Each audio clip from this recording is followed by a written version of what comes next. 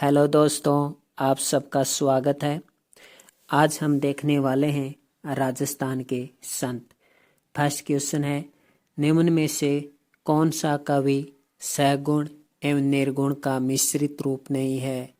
Option A Ramdas ji, option B Charandas ji, option C Sant Mau ji, option D Haridas जी।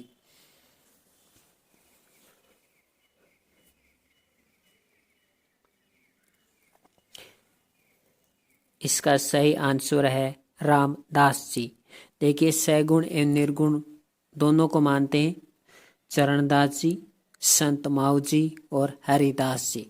ये सगुण निर्गुण दोनों को मानते हैं। तो इसमें बताया गया है, इसमें छांटना है सगुण एवं निर्गुण का मिश्रित रूप निम्न में से कौन सा नहीं है, तो रामदास जी इसका सही आंसर होगा।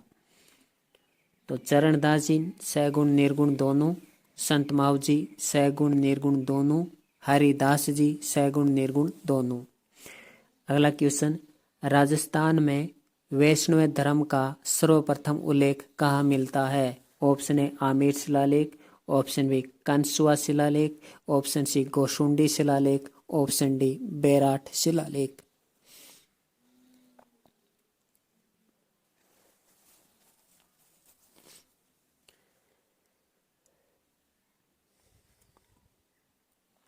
इसका सही आंसर होगा गोशुंडी शिलालेख। राजस्थान में वैष्णव धर्म का सर्वप्रथम उल्लेख गोशुंडी शिलालेख से मिलता है और गोशुंडी शिलालेख है ये चित्तौड़गढ़ में स्थित है। इसमें भागवत धर्म का प्रचार प्रसार भी मिल जाता है, अश्वमेध यज्ञ हुए थे वे भी मिल जाते हैं। अगला क्वेश्चन, 84 खम्भों के मंदिर का संबंध किस संप्रदाय से है? ऑप्शन ए शैव संप्रदाय, ऑप्शन बी नाथ संप्रदाय, ऑप्शन सी वैष्णव संप्रदाय, ऑप्शन डी रसिक संप्रदाय।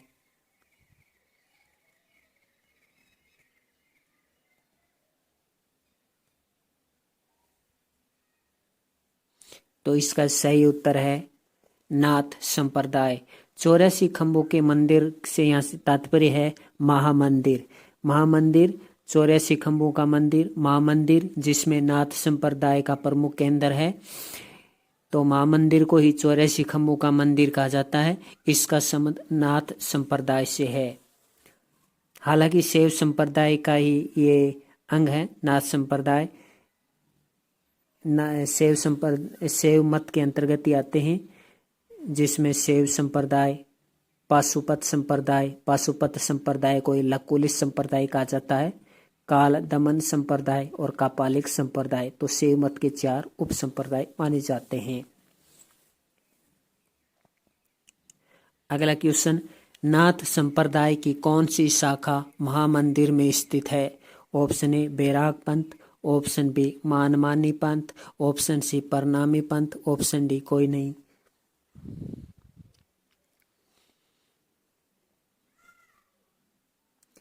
तो इसका सही उत्तर होगा मानमानी पंथ। राजस्थान में नाथ संप्रदाय की 2 प्रमुख शाखाएं हैं, एक बैराग पंथ है और दूसरी मानमानी पंथ है। और मानमानी पंथ है ये महामंदिर में स्थित है और महामंदिर को ही 84 खम्भों का मंदिर कहा जाता है। अगला क्वेश्चन, रामावत संप्रदाय की प्रमुख पीठ गलता जी का निम्न में से कौन सा उपनाम नहीं है? यानी रामावत संप्रदाय की प्रमुख पीठ कहाँ है? गलता जी में है। और आपको बताना है कि गलता जी का निम्न में से कौन सा उपनाम नहीं है, यानी गलता जी के उपनाम है तो कौन सा नहीं है? राजस्थान का बनारस, छोटी काशी, गालव तीर्थ और ऑप्शन डी है सांथरी।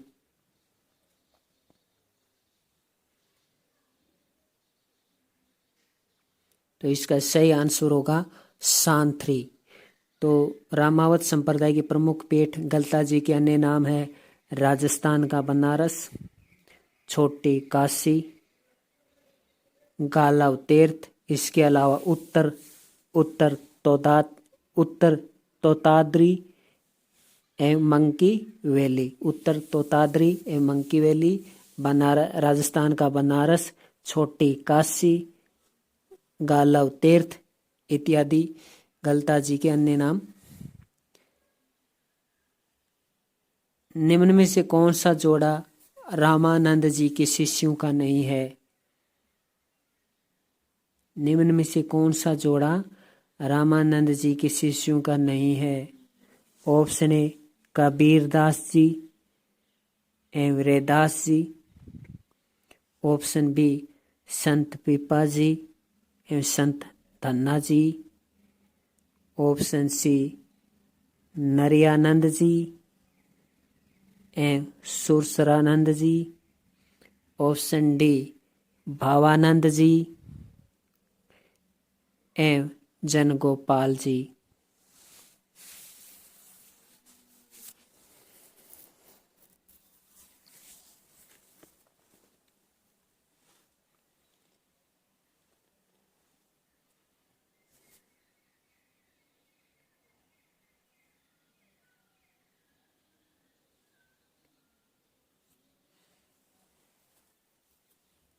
इसका सही उत्तर होगा ऑप्शन डी।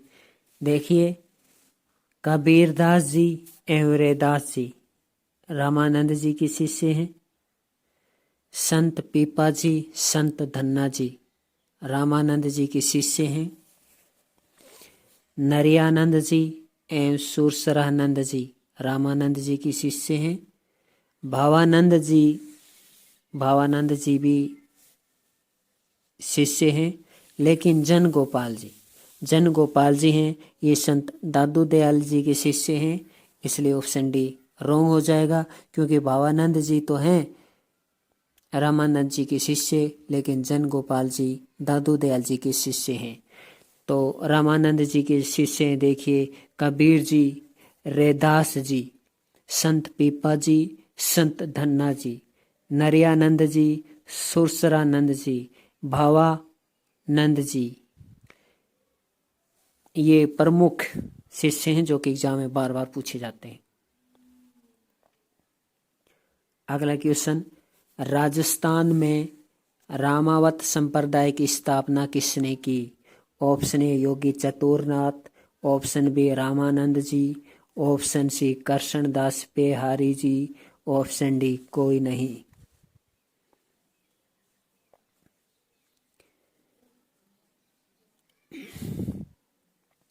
तो राजस्थान में रामावत संप्रदाय की स्थापना, आप सबको पता है, रामावत संप्रदाय को ही रामानुज संप्रदाय कहते हैं, और इनके जो प्रवर्तक हैं वो रामानंद जी माने जाते हैं, अर्थात रामानुजाचार्य जी माने जाते हैं। लेकिन राजस्थान में इसके प्रवर्तक कृष्णदास पेहारी माने जाते हैं। तो सही उत्तर है कृष्णदास पेहारी। प्रमुख पीठ गलता जी। अगला क्वेश्चन, कृष्ण भट्ट कला निधि से रामरासा ग्रंथ किस शासक के द्वारा लिखवाया गया? यानी कृष्ण भट्ट कला निधि एक कवि हैं या लेखक। तो कृष्ण भट्ट कला निधि द्वारा रामरासा ग्रंथ की रचना की गई, और ये रामरासा ग्रंथ की रचना किसने करवाई, अर्थात कृष्ण भट्ट कला निधि किसके दरबार में रहते थे? ऑप्शन ए स्वाई मान Singh, option B Sawai Jai Singh, option C Sawai Pratap Singh, option D कोई नहीं।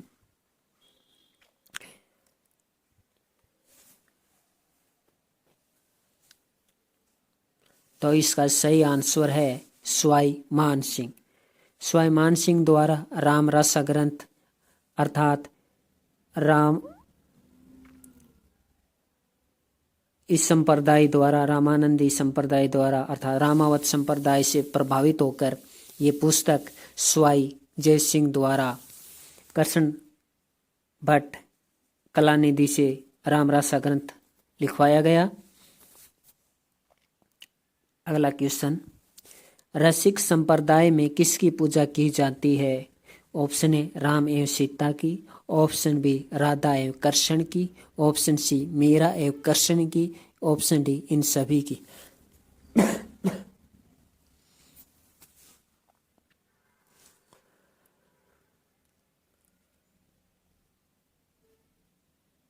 तो इसका सही आंसर है ऑप्शन ए, राम एवं सीता की, श्री राम एवं माता सीता की पूजा की जाती है। तो रसिक संप्रदाय में भगवान श्री राम एवं माता सीता की पूजा की जाती है। रसिक संप्रदाय जिसके प्रवर्तक अगरदास जी माने जाते हैं, और अगरदास जी है स्वामी अगरदास जी हैं, वो कृष्णदास पेहारी के शिष्य हैं, अर्थात राजस्थान में रामावत संप्रदाय के प्रवर्तक कृष्णदास पेहारी के शिष्य हैं स्वामी अगरदास जी। और रसिक संप्रदाय के प्रवर्तक स्वामी अगरदास जी, और रसिक संप्रदाय में राम एवं सीता की पूजा की जाती है, श्री राम एवं माता सीता। निम्न में से कौन सा संत निर्गुण नहीं है? निम्न में से कौन सा संत निर्गुण नहीं है? Option A Dadu Dayal ji, option B Chaitanya Mahaprabhu, option C Navaldas ji, option D Lalgiri ji. निर्गुण संत कौन से नहीं है? 3 निर्गुण है, 1 सगुण है।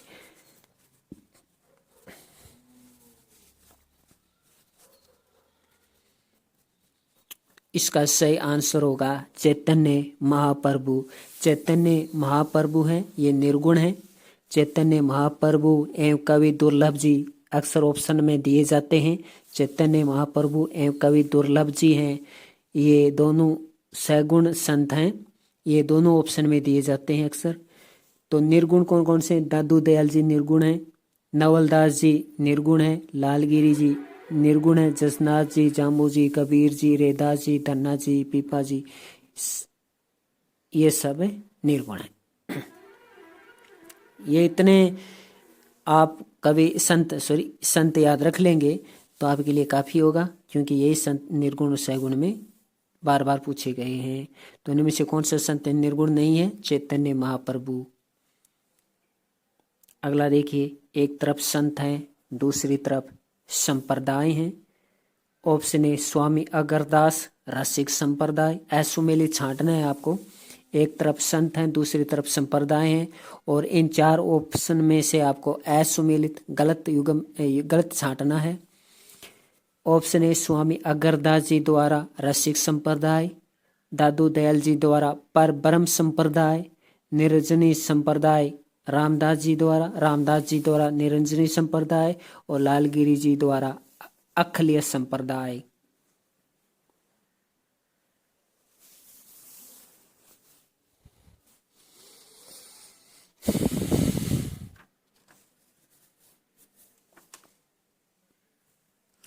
तो देखिए, स्वामी अगरदास जी द्वारा रसिक संप्रदाय चला गया था, ये सही है।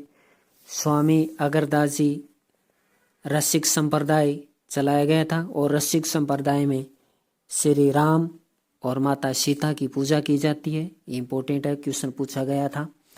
दादू दयाल जी पर ब्रह्म संप्रदाय की स्थापना की।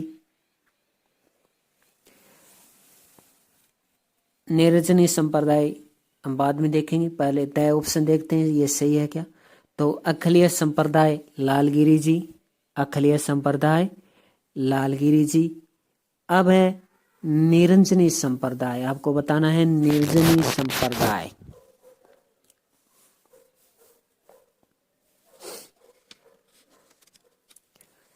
निरंजनी संप्रदाय, जी हाँ, संत हरिदास जी। निरंजनी संप्रदाय संत हरिदास जी द्वारा चलाया गया था। निरंजनी संप्रदाय संत हरिदास जी द्वारा चलाया गया था।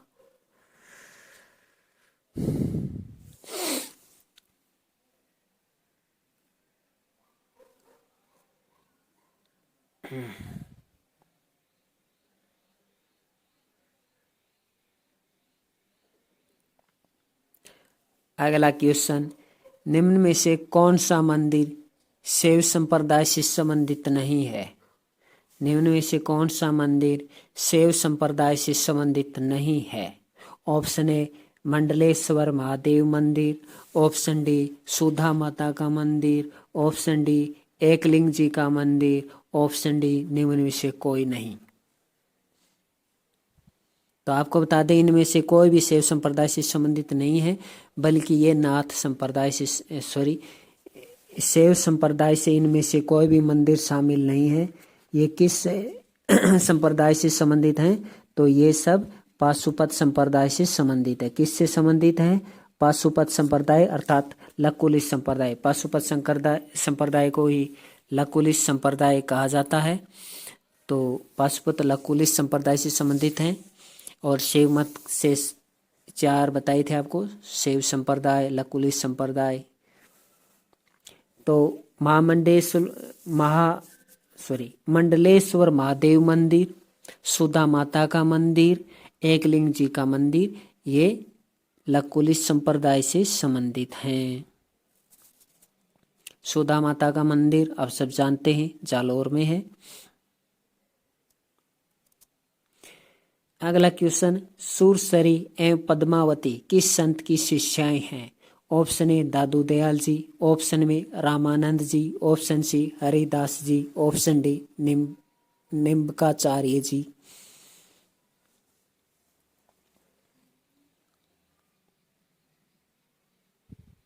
इसका सही आंसर है रामानंद जी। सुरसरी एवं पद्मावती रामानंद जी की शिष्याएं हैं। कबीर जी, रैदास जी हमने देखा था, संत धन्ना जी हमने देखा था, संत पीपा जी हमने देखा था। इसके अलावा संत सेन, नरयानंद जी, भावानंद जी, ये सभी क्या हैं? रामानंद जी के शिष्य हैं।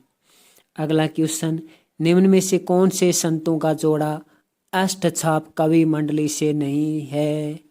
निम्न में से कौन से संतों के जोड़े का संबंध अष्टछाप कवि मंडली से नहीं है? यानी अष्टछाप कवि मंडली में 8 कवि हैं। तो आपको बताना है निम्न में से कौन सा जोड़ा अष्टछाप कवि मंडली में शामिल नहीं है।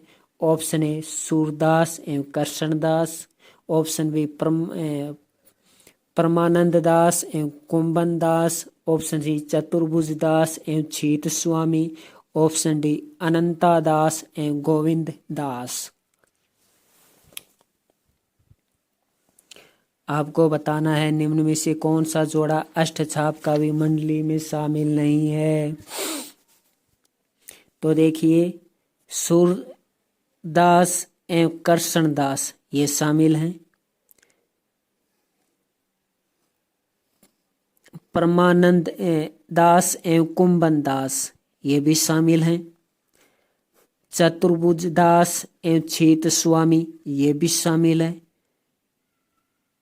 अनंता दास एवं गोविंद दास तो शामिल हैं, लेकिन अनंता दास जी नहीं हैं।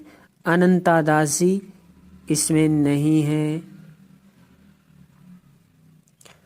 तो इसका सही आंसर ऑप्शन ड हो जाएगा। सूरदास जी एवं कृष्णदास जी, परमानंद दास जी कुंभन दास जी, चतुर्भुज दास जी एवं छीत स्वामी जी और गोविंद दास जी ये अष्टछाप कवि मंडली से संबंधित हैं।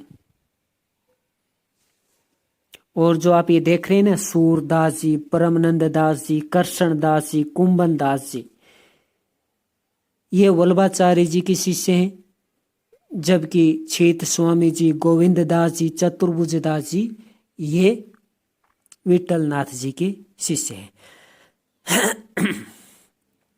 अगला क्वेश्चन, निम्न में से कौन सा कवि अष्टछाप कवि मंडली का है? यहाँ पे है करना है। निम्न में से कौन सा कवि, इनमें से कौन सा कवि, निम्नलिखित में से कौन सा कवि अष्टछाप कवि मंडली से संबंधित है? Option A Sukhanand ji, option B Nanddas ji, option C Jivan Das जी और ऑप्शन डी मिस्किन दास जी। तो इसका सही आंसर होगा ऑप्शन ब नंददास जी। इनमें से कौन सा कवि अष्टछाप कवि मंडली का है? तो इनमें से नंददास जी है वो अष्टछाप कवि मंडली के हैं। तो अष्टछाप कवि मंडली की शिष्य याद कर लीजिए, सूरदास जी एवं कृष्णदास जी, परमानंद दास जी एवं कुंभन दास जी, चतुर्भुज दास जी एवं छीत स्वामी जी, गोविंद दास जी, नंद दास जी। अगला क्वेश्चन, चौखनाथ जी, स्वाईनाथ जी, रुस्तम जी किस संप्रदाय से संबंधित हैं? चौखनाथ जी, स्वाईनाथ जी, रुस्तम जी किस संप्रदाय से संबंधित हैं? लालनाथी संप्रदाय से, जसनाथी संप्रदाय से, विष्णोई संप्रदाय से, और ऑप्शन डी रामानंद संप्रदाय से।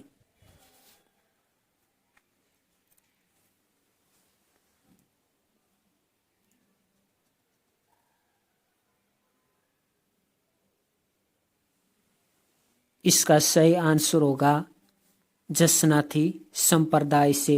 चौखनाथ जी, स्वाईनाथ जी, रुस्तम जी और इसके अलावा लालनाथ जी। जी हाँ, लालनाथ जी जिसने लालदासी संप्रदाय चलाया वो भी जसनाथी संप्रदाय से संबंधित हैं। शुरू में ये जसनाथी संप्रदाय से संबंधित थे लालनाथ जी। तो चौखनाथ जी, स्वाईनाथ जी, रुस्तम जी ये जसनाथी संप्रदाय से संबंधित हैं। अगला क्वेश्चन, निम्न में से किस दिन जसनाथ जी का मेला नहीं भरता? निम्न में से किस दिन जसनाथ जी का मेला नहीं भरता? Option A Ashwin Amavas, option B Ashwin Shukla Saptami, option C Magh Shukla Saptami, option D Chaitra शुक्ल सप्तमी। फिर से देखिए, निम्न में से किस दिन जसनाथ जी का मेला नहीं भरता? Option A Ashwin Amavas, option B Ashwin Shukla Saptami, option C Magh Shukla Saptami, option D Chaitra शुक्ल सप्तमी। तो इसका सही आंसर होगा ऑप्शन ए आश्विन अमावस। आश्विन अमावस को जसनाथ जी का मेला नहीं भरता। इसके अलावा जसनाथ जी का मेला 3 वर्ष में 3 बार लगता है। आश्विन शुक्ल सप्तमी, माघ शुक्ल सप्तमी, चैत्र शुक्ल सप्तमी। अब क्वेश्चन ऐसे भी बन जाता है, निम्न में से किस संत का मेला वर्ष में 3 बार लगता है? तो आंसर होगा जसनाथ जी का मेला। अगला क्वेश्चन देखिए, सिंबुदड़ा एवं कोडा ग्रंथ किस संत से संबंधित हैं? Option A Jambho ji, option B Dadu Dayal ji, option C Jasnath ji, option D Lalnath जी।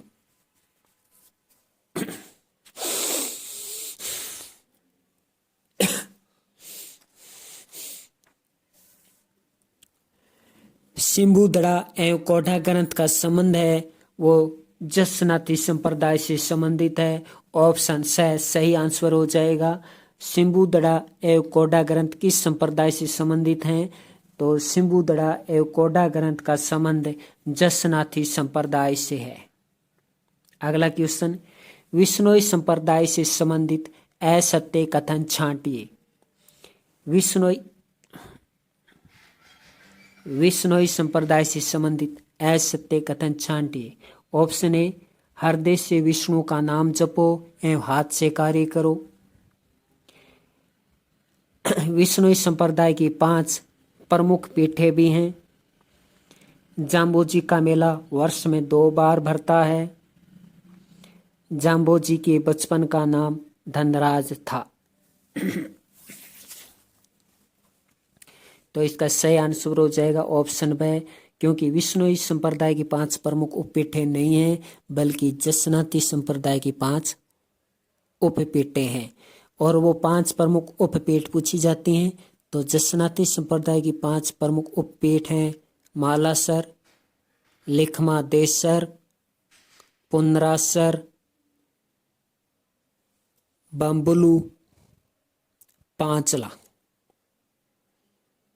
इनमें से 4 तो बीकानेर में है और 5ला नागौर में। तो आपसे पूछा जाएगा जसनाथी संप्रदाय की 5 प्रमुख उपपीठों में से कौन सी पीठ है वो नागौर में है। ऑप्शन दे देगा लिखमादेसर, पुनरासर, बम्बलू, पांचला। तो 5ला नागौर में है, ऐसे भी दे सकता है। तो ये जाम्बो जी ने कहा था कि हृदय से विष्णु का नाम जपो एवं हाथ से कार्य करो। जाम्बो जी का मेला वर्ष में 2 बार भरता है। एक बार भरता है, जाम्बो जी का मेला वर्ष में 2 बार भरता है। एक बार भरता है फागुन अमावस्या को और दूसरी बार भरता है आश्विन अमावस को, यानी अमावस के दिन मेला भरता है। एकमात्र संत जिसका मेला 2 बार भरता है और दोनों ही बार अमावस को भरता है, फाल्गुन अमावस एवं आश्विन अमावस। जाम्बोजी के बचपन का नाम धनराज था, ये भी सही है। तो ऑप्शन ब है, ये गलत है क्योंकि विष्णुई संप्रदाय के 5 प्रमुख उपपीठे नहीं हैं, बल्कि जसनाती संप्रदाय की 5 प्रमुख उपपीठे हैं, जिसमें पांचला नागौर में है। अगला क्वेश्चन, जसनाती संप्रदाय से संबंधित असत्य कथन छांटिए। ऑप्शन ए, जसनाथ जी गोरखमालिया नामक स्थान पर समाधि ली। जसनाथ जी ने गोरखमालिया नामक स्थान पर समाधि ली। ऑप्शन ब, यशोनाथ पुराण को जसनाती संप्रदाय की बाइबल कहा जाता है। ऑप्शन स, जसनाती संप्रदाय का वर्ष में 3 बार मेला लगता है। ऑप्शन ड, जसनाती संत या जसनाती संप्रदाय से संबंधित लोग मोर पंख एवं जाल के वृक्ष को पवित्र मानते हैं।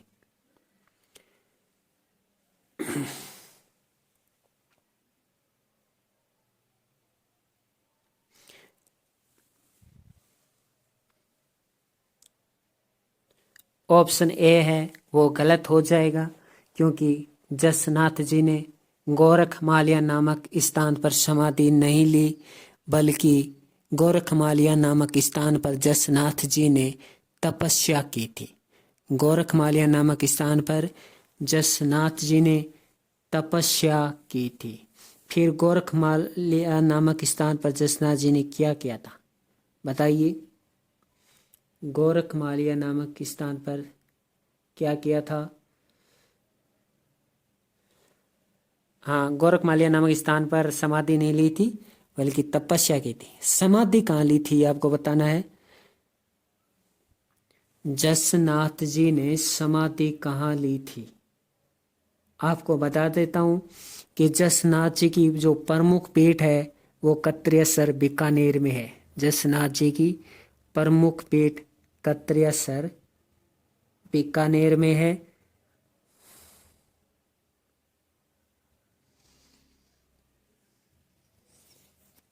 अगला ऑप्शन, यशोनाथ पुराण को जसनाती संप्रदाय की बाइबल कहा जाता है, ये सही है। यशोनाथ पुराण है वो रामनाथ जी द्वारा लिखी गई है। यशोनाथ पुराण रामनाथ जी द्वारा लिखी गई है और इसी यशोनाथ पुराण को जसनाती संप्रदाय की बाइबल कहा जाता है और इसमें 84 बाड़ियों का उल्लेख है और इन बाड़ियों को आसन कहा जाता है। आसन। अगला, जसनाती संप्रदाय का वर्ष में 3 बार मेला लगता है। हाँ जी हाँ, ये आप देख चुके हैं, 3 बार मेला लगता है जसनाथ जी संप्रदाय का। कौन कौन सा, देखिए। जसनाथ जी का मेला 3 बार लगता है, आश्विन शुक्ल सप्तमी, माघ शुक्ल सप्तमी, चैत्र शुक्ल सप्तमी। प्रमुख रूप से जो मेला लगता है वो आश्विन शुक्ल सप्तमी को प्रमुख रूप से मेला लगता है। ऐसे तो आपको पता है कई लोग देवियों के मेले भी लगते हैं, वर्ष में एक से अधिक बार लगते हैं, लेकिन प्रमुख रूप से एक बार मेला लगता है। जैसे शीतला माता का मेला चैत्र कृष्ण अष्टमी, लेकिन शीतला माता का मेला कई दिनों तक लगता है, आपको ये पता होगा। अगला देखिए, जसनाती संत मोर पंख एवं जाल के वृक्ष को पवित्र मानते हैं, ये सही है। जसनाती संत जाल वृक्ष, मोर के पंख को और काला ऊन का धागा को ये पवित्र मानते हैं। तो जसनाथ जी ने गोरखमालिया नामक स्थान पर नहीं बल्कि कत्रेसर में समाधि ली थी। गोरखमालिया नामक स्थान पर तो जसनाथ जी ने 12 वर्षों तक तपस्या की थी।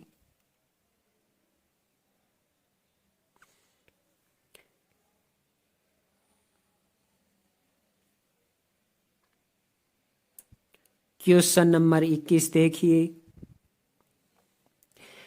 जाम्बोजी से संबंधित असत्य कथन छांटिए।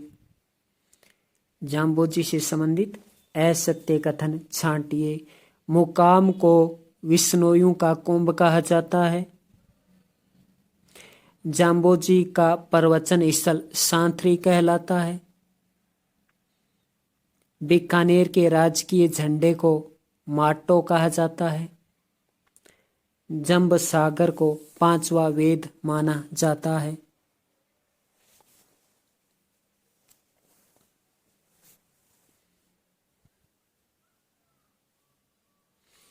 इसका सही आंसर होगा ऑप्शन ड। जंब सागर को नहीं बल्कि जंब संहिता को 5वां वेद माना जाता है। ऑप्शन ड इसका सही आंसर हो जाएगा। जंब सागर को नहीं बल्कि जंब संहिता को माना जाता है। ऑप्शन ड गलत हो जाएगा। मुकाम को विश्नोइयों का कुंभ कहा जाता है, ये सही है। जाम्बोजी के प्रवचन स्थल जहाँ जहाँ जाम्बोजी ने प्रवचन दिए वो स्थल सांथरी कहलाते, ये सही है। और बीकानेर के राजकीय झंडे को यानी राजाओं द्वारा बनाए गए झंडे को माटो कहा जाता है, ये सही है। पहला याद रखना, मुकाम को विष्णु का कुंभ कहा जाता है। अगला क्वेश्चन, विश्नोई संप्रदाय से संबंधित असत्य कथन छांटिए। विश्नोई संप्रदाय से संबंधित असत्य कथन छांटिए। ऑप्शन ए, विश्नोई संप्रदाय की स्थापना धोकधरा में हुई। ऑप्शन बी, विश्नोई समाज के लोग भेड़ पालना पसंद नहीं करते। ऑप्शन सी, जंब संहिता संस्कृत भाषा में लिखा गया ग्रंथ है, मूल रूप से संस्कृत भाषा में लिखा गया ग्रंथ है। और ऑप्शन डी, जाम्बोजी ने संसार को गोवलवास बताया है। क्या बताया? जाम्बोजी ने संसार को गोवलवास बताया है। और आपको गोवलवास का अर्थ भी पूछा जा सकता है कि जाम्बोजी द्वारा बताए गए गोवलवास का क्या अर्थ है। तो देखिए कौन सा असत्य है। ऑप्शन स है वो असत्य है, क्योंकि जंब संहिता मूल रूप से राजस्थानी भाषा में लिखी गई है, न कि संस्कृत भाषा में। तो जंब संहिता मुख्य रूप से राजस्थानी भाषा में लिखा गया ग्रंथ है। ऑप्शन स है वो गलत हो जाएगा। ऑप्शन ए, विश्नोई संप्रदाय से संबंधित असत्य कथन छांटना है, ऑप्शन स गलत हो जाएगा। ऑप्शन ए में लिखा है कि विश्नोई संप्रदाय की स्थापना धोकधरा में हुई, धोकधरा नामक स्थान पर हुई, सही है। धोकधरा से क्या तात्पर्य है यहाँ बताइए। धोकधरा से क्या तात्पर्य है? समराथल को ही धोकधरा कहा जाता है, याद रखिए। समराथल, समराथल बीकानेर में भी है, अभी समराथल अभी भी बीकानेर में ही है। तो विश्नोई संप्रदाय की स्थापना समराथल बीकानेर में हुई और समराथल नामक स्थान को ही धोकधरा कहा जाता है, या धोकधारा या धोकधोरा ऐसे कहा जाता है। विश्नोई समाज के लोग भेड़ पालना पसंद नहीं करते, ये भी सही है, क्योंकि ये पौधे खा जाती है, खेत में घुस जाती हैं। भेड़ें बहुत ही है ना सख्त होती हैं। ऑप्शन ड है, जाम्बोजी ने संसार को गोवलवास बताया है, ये भी सही है। अब आपसे पूछा जा सकता है कि गोवलवास से क्या तात्पर्य है। गोवलवास से क्या तात्पर्य है? तो गोवलवास से तात्पर्य है ऐसा स्थान जो अस्थायी हो, यानी लोगों द्वारा अस्थायी स्थान, यानी लोग कहीं पर भी स्थायी नहीं रहते, एक स्थान से दूसरे स्थान पर, दूसरे स्थान पर, तीसरे स्थान पर जाते हैं, चाहे वो वास करते हो, चाहे वहाँ कोई भी कारण हो। जैसे कि हम कोचिंग करने जाते हैं तो वहीं पे बसकर से रह जाते हैं, वहीं पे वास कर लेते हैं। तो जाम्बोजी ने संसार को गोवलवास बताया है और गोवलवास का अर्थ है अस्थायी निवास। जाम्बोजी, अगला क्वेश्चन, जाम्बोजी का जन्म भाद्रपद कृष्ण अष्टमी को हुआ, याद रखना। जाम्बोजी का जन्म कब हुआ? भाद्रपद कृष्ण अष्टमी को। और अगर मैं आपसे पूछूं कि जसनाथ जी का जन्म कब हुआ, तो कार्तिक शुक्ल 11 को। कार्तिक शुक्ल 11 जिस दिन देव उठनी ग्यारस आती है, देव उठनी ग्यारस, जिस दिन भगवान विष्णु जाग जाते हैं और मांगलिक कार्य शुरू हो जाते हैं। तो क्वेश्चन पूछा जाता है किस दिन से मांगलिक कार्यों का शुभारंभ हो जाता है, उस दिन से शादियां शुरू हो जाती हैं। तो देव उठनी ग्यारस अर्थात कार्तिक शुक्ल ग्यारस, कार्तिक शुक्ल ग्यारस से फिर 4 महीने, अगले 4 महीने तक वैवाहिक संपन्न होते हैं। तो वर्ष में 4 महीने ऐसे होते हैं जब विवाह होते हैं। हालांकि कुछ जगह परंपरा तोड़ देते हैं, लेकिन 4 महीने ही विवाह के लिए होते हैं, क्योंकि भगवान विष्णु 4 महीने के लिए सोते हैं। तो जाम्बू जी का जन्म भाद्रपद कृष्ण अष्टमी को कहाँ हुआ था बताइए? पिपासर में हुआ था। कहाँ हुआ था? पिपासर में हुआ था। पिपासर में हुआ था और लालासर में मृत्यु हुई थी। लेकिन मृत्यु शब्द कहना गलत बात है ना, निर्वाण की प्राप्ति हुई थी ऐसे कह सकते हैं लालासर में। अगला क्वेश्चन, संत दादू दयाल जी से संबंधित असत्य कथन छांटिए। संत दादू दयाल जी से संबंधित असत्य कथन छांटिए। दादू दयाल जी को राजस्थान का कबीर कहा जाता है, सही है। दादू दयाल जी को राजस्थान का कबीर कहा जाता है। बताइए दादू दयाल जी को राजस्थान का कबीर किसने कहा? किसने कहा? मैं ही बता देता हूं। दादू दयाल जी को राजस्थान का कबीर मोतीलाल मेनारिया ने कहा था। दादू दयाल जी को राजस्थान का कबीर मोतीलाल मेनारिया ने कहा था। दादू दयाल जी के गुरु का नाम वृद्धानंद जी है। और क्वेश्चन पूछा गया था एक बार एग्जाम में, मुझे याद है, उसमें बुड्ढन दे रखा था ऑप्शन में। तो वरदानंद जी भी कह दो या बुड्ढन जी कह दो, यानी कालिया है, कालिया को कल्लू भी कह देते हैं। तो इसी प्रकार वरदानंद जी को बुड्ढन, बूढ़न। तो दादू दयाल जी के गुरु का नाम वरदानंद जी है, ये सही है। इनका अधिकांश समय सांबर में बीता, ये गलत है, नारायणा में बीता। कहाँ बीता? नारायणा में बीता था।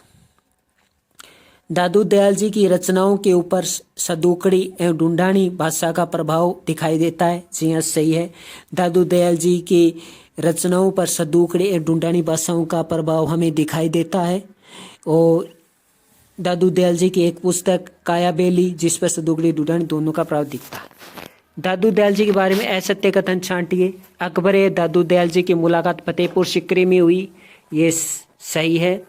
दादू दयाल आजीवन अविवाहित रहे, ये गलत है, क्योंकि इनके 2 पुत्र भी हैं, है ना। और मिस्किन दास जी इनके पुत्र हैं, 2 पुत्रियां भी हैं। दादू दयाल जी ने निपंख आंदोलन चलाया, ये सही है। अकबर ने दादू दयाल जी से खुदा की जात पूछी, ये भी सही है। अकबर ने दादू दयाल जी से खुदा की जात पूछी थी, ये भी सही है। अकबर ने कहा कि खुदा की जात क्या है, तब बताया था दादू दयाल जी ने, है ना। अगला क्वेश्चन, दादू दयाल जी से संबंधित असत्य कथन छांटिए। दादू दयाल जी का मेला आश्विन शुक्ल अष्टमी को लगता है।